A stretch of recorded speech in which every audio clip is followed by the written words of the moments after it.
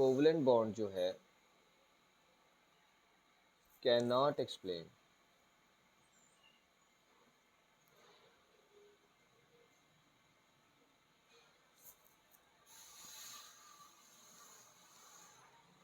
Shape of molecules.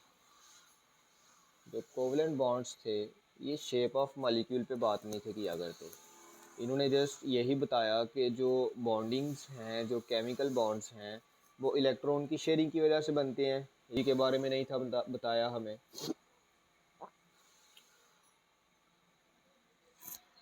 इसके अलावा जो है रिलेटिव स्ट्रेंथ जो होती है,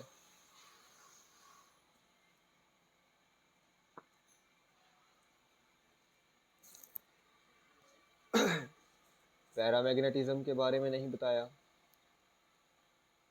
कि कौन से सब्सटेंसेस हैं वो किस कंडीशन के अंदर जाके जो है वो मैग्नेटिज्म को शो करेंगे, किस कंडीशन में जाके मैग्नेटिज्म को शो नहीं करेंगे। खैर, फिर इन सारी चीज़ों को हमने स्टडी करने के लिए हमने सहारा लिया मॉडर्न थ्योरीज़ का।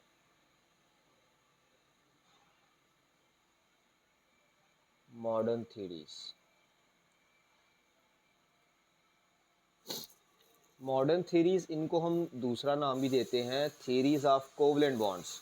ये ऐसी थ्योरीज़ हैं जो कोवलेंट बॉन्ड को ही डिस्कस करेंगी और कोवलेंट बॉन्ड को आगे जो है उनके जो कंपाउंड्स होंगे, कोवलेंट कंपाउंड्स होंगे, पोलर या नॉन पोलर, उन कंपाउंड्स की ज्योमेट्रीज़, उनकी शेप्स के बारे में हम इसमें जो है डिस्कस करेंगे, पढ़ेंगे, डिटेल के अंदर हम इसको देखेंगे। तो वो जो बॉन्डिंग्स थी हमारे पास, जो थीरीज़ थी हमारे पास, वो तीन तरह की थीरीज़ हैं। एक तो है वसेपर थीरी, सेकंड वन है वीबीटी एंड थर्ड वन है MOT, valence shell electron pair repulsion theory, valence bond theory and molecular orbital theory. इन तीनों थ्योरीज में से हम सबसे पहले जो है वसेपर थ्योरी को डिस्कस करते हैं कि व्हाट इज़ वसेपर थ्योरी। वसेपर थ्योरी थी क्या, इसने कैसे जो है शेप्स ऑफ मॉलिक्यूल को डिस्कस किया।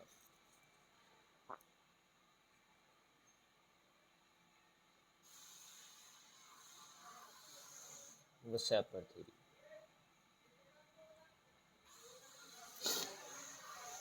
वसेपर थ्योरी में हम सबसे पहले इंट्रोडक्शन को देखते हैं। इंट्रो, एक का नाम था सिजविक और सेकंड वन था Powell.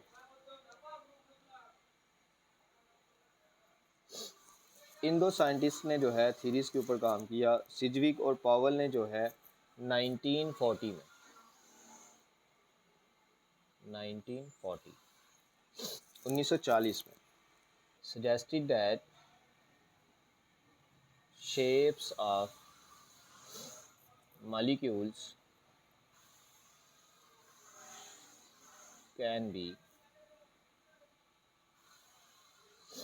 interpreted by noticing the या फिर in terms by electron. Electron को डिस्कस करके हम जो है बता सकते हैं कि शेप्स क्या हुई, इलेक्ट्रॉन पेयर्स।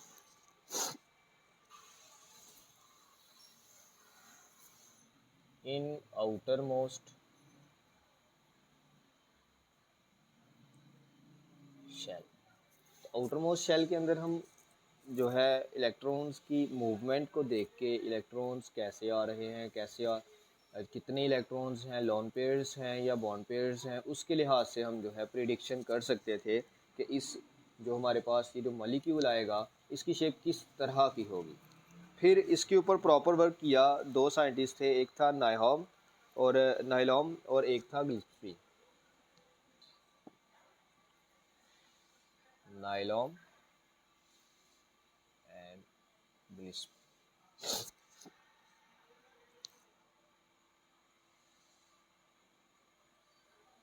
इन्होंने क्या किया कि फार्मूलेट किया वेसेपर को,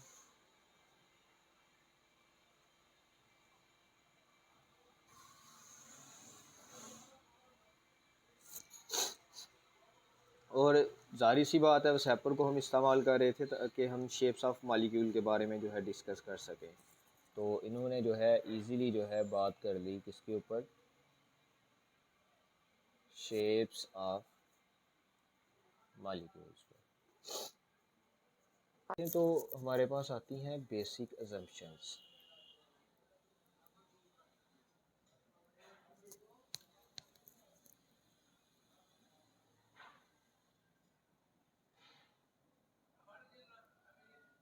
बेसिक असम्पशंस क्या थी वेसेपर थ्योरी की? इलेक्ट्रॉन्स का पेयर होता है, इलेक्ट्रॉन पेयर ये अपने आप को इस तरह से अरेंज कर लेता है, arranged himself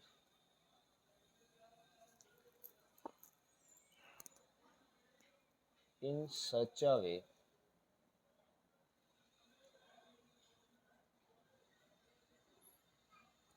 to minimize the repulsion।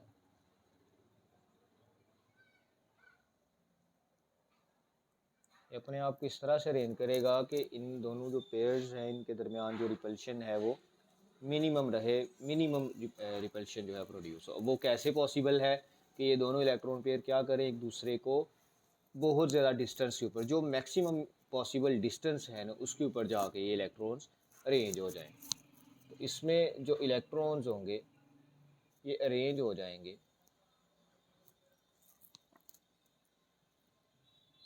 Eight maximum distance. Maximum distance होगा इन इलेक्ट्रॉन्स के दरमियान। जैसे कि मैं लेट करता हूँ, मेरे पास एक सेंट्रल मेटल एटम था ए,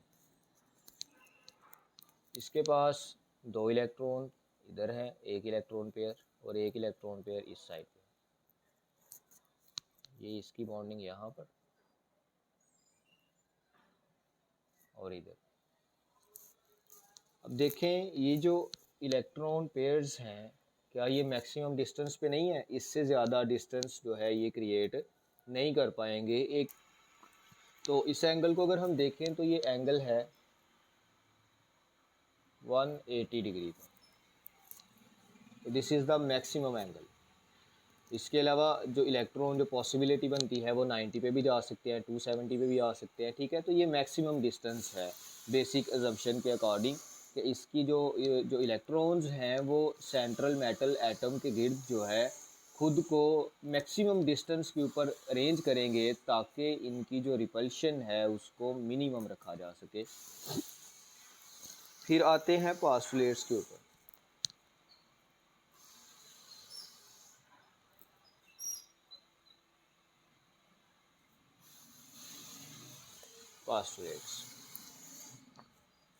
पोस्टुलेट जो है यही यहाँ से हमारी वेसेपर थ्योरी बेसिकली स्टार्ट हो रही है मेन। तो पोस्टुलेट देखते हैं ज़रा। नंबर 1 पोस्टुलेट जो है, जब हम ज्योमेट्री को मेजर कर रहे होते हैं, डिटरमिन कर रहे होते हैं ज्योमेट्री को, तो उस वक़्त लोन पेयर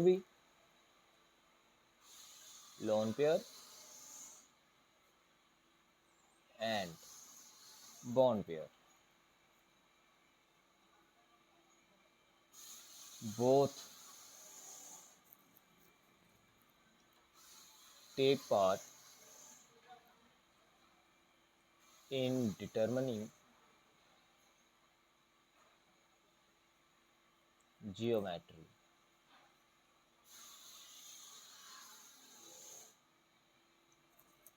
of molecules।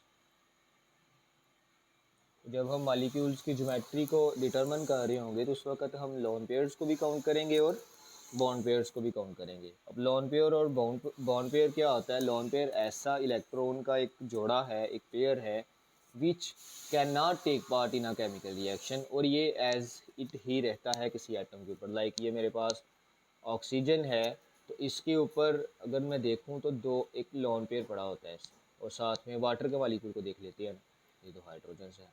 अब इनके अंदर ये जो मेरे पास दो इलेक्ट्रॉन्स हैं इसको कहते हैं लोन पेयर, और यहाँ पे जो इलेक्ट्रॉन्स हैं बिटवीन हाइड्रोजन एंड ऑक्सीजन इनको कहते हैं बॉन्ड पेयर।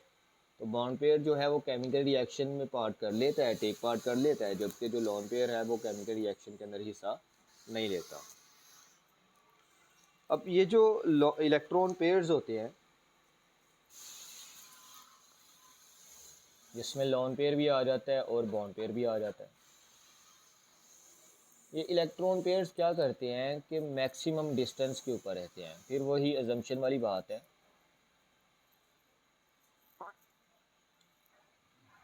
ये मैक्सिमम डिस्टेंस के ऊपर रहते हैं in order to minimize the repulsion.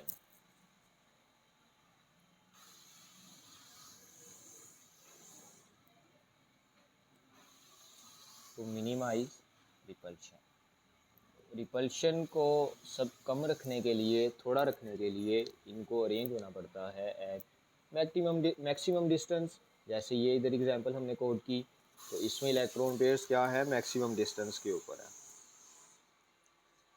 फिर जो हमारे पास बॉन्ड पेयर आता है,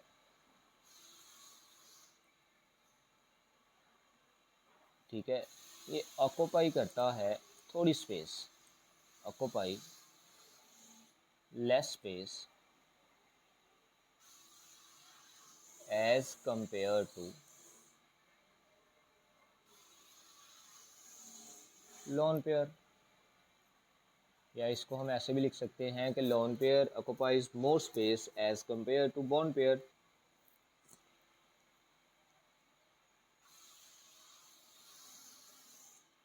magnitude of repulsion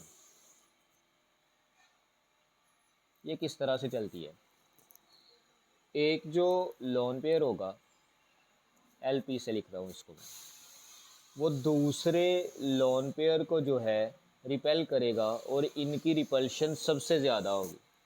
the repulsion between two lone pairs is maximum, ठीक है, as compare to repulsion between a lone pair and a bond pair. फिर इनकी repulsion ज़्यादा होती है as compare to bond pair repulsion. जो दो इलेक्ट्रॉन पेयर हैं, टू इलेक्ट्रॉन पेयर्स, ठीक है, and three electron pairs.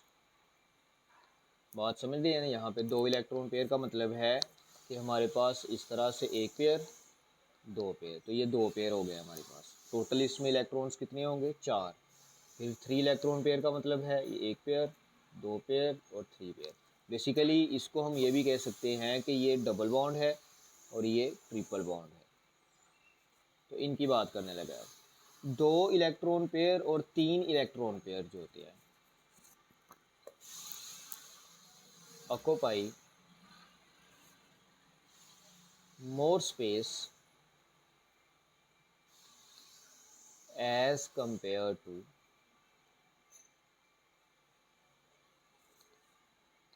one electron pair। अब 1 इलेक्ट्रॉन पेयर का मतलब है ओनली 2 इलेक्ट्रॉन्स, मीन्स के ओनली सिंगल बॉन्ड। तो उसके तो जो डबल बॉन्ड होता है, double bond and triple bond, ये दोनों बॉन्ड्स जो हैं ये बिहेव करते हैं लाइक सिंगल बॉन्ड। तो इनको हम सिंगल बॉन्ड ही कंसीडर करते हैं ज्योमेट्री को जो है वो डिटरमिन करने के लिए। उसमें जो है bond pair occupy less space as compare to lone pair. Question भी आपको आ सकता है, ये कंसेप्चुअल क्वेश्चन यहाँ से बन सकता है कि why lone pair occupy more space as compare to bond pair. Basically मेरे पास ऑक्सीजन,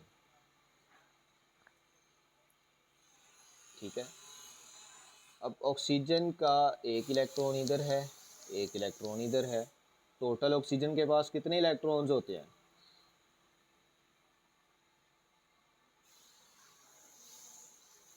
6 इलेक्ट्रॉन्स होते हैं ऑक्सीजन के पास टोटल जो है। फिर जो एक हाइड्रोजन है इधर लग जाता है, एक हाइड्रोजन इधर लग जाता है, ये इसके साथ बॉन्ड है इसके इलेक्ट्रॉन के साथ, ये इसके इलेक्ट्रॉन के साथ। पहले तो हमें देखना पड़ेगा कि इनमें से लॉन पेयर कौन सा है और इनमें से बॉन्ड पेयर कौन सा है। ये जो हमारे पास दो आ रहे हैं pairs, basically these are lone pairs, और ये जो हाइड्रोजन और ऑक्सीजन के दरमियान इलेक्ट्रॉन्स हैं दीज आर बॉन्ड पेयर्स। अब why lone pair occupy more space as compare to bond pair. अगर हम लॉन पेयर को देखें तो लॉन पेयर जो है ये एक्सपीरियंस कर रहा है, पेयर है इसको अट्रैक्ट करता है ओनली वन न्यूक्लियस। देखें ना, ये ऑक्सीजन है, इसी ऑक्सीजन ने इस लोन पेयर को बस लिया हुआ है, अट्रैक्ट किया हुआ है अपनी तरफ। इसके अलावा स्पेस के अंदर कोई भी ऐसा एटम नहीं है जो इस लोन पेयर के ऊपर अपनी फोर्स ऑफ अट्रैक्शन डाल सके।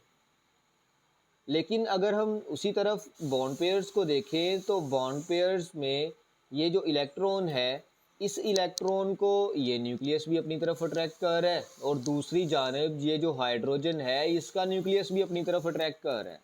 तो जस्ट एक ही न्यूक्लियस उसको फोर्स ऑफ अट्रैक्शन लगा रहा होता है, जबकि बॉन्ड पेयर जो है वो दोनों साइड से अट्रैक्ट हो रहा होता है, इस वाले न्यूक्लियस से भी और जो लिगेंड लगा होता है जो दूसरा हमारे पास एटम होता है उसके न्यूक्लियस से भी।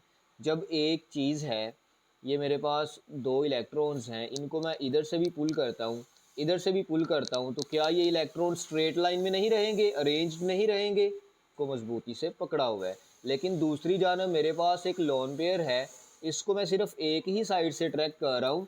तो ये लोन पेयर्स जो है, इसकी वजह से जो लोन पेयर होता है इनका जो इलेक्ट्रॉनिक क्लाउड बनता है, डिस्टॉर्टेड जो क्लाउड बनता है वो ज़्यादा होता है।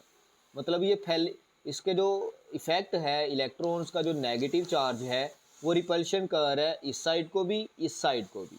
समझ रहे हैं ना बात, लेफ़्ट साइड को भी राइट साइड को भी, ऊपर को भी जा रहा है।